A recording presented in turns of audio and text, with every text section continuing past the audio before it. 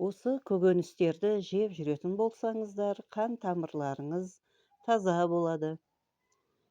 Натуропатия маманы Виталий Островскийдің видеоларынан аударма ұсынамын.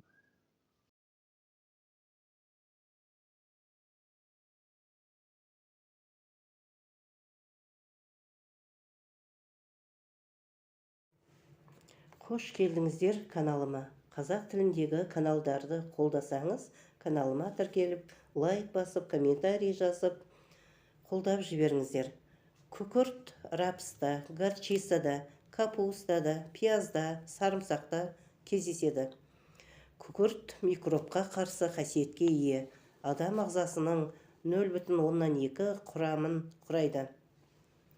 Қан тамырлары үшін өте қажет. Күкірт жеткілікті болса, қан тамырлары таза болады. Егер күкірт жоқ болса, қан тамырлары өзгеріске ұшырайды. Бұл доктор Ривичтің жазбасынан алынған. Ривич 106 жас жасаған белгілі биохимик. Осы ескертпені ескеріп, капуста согын тұтыну керек ақ сияқты. Капуста согы адам ағзасындағы майларды ыдыратады.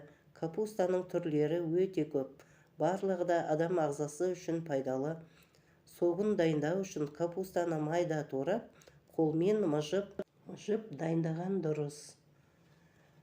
Сок шығаратын құрылғыдан өткергеннен қолдан мыжып дайындаған пайдалы.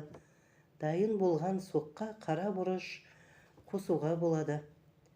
Язва, гастрит болса, бұрыш қосуға болмайды. Тамақтанғаннан соң ішу керек. Ем болсын. Бұл ақпараттық канал болғандықтан, тек дәрігеріңізбен кеңесе отырып пайдаланыңыз.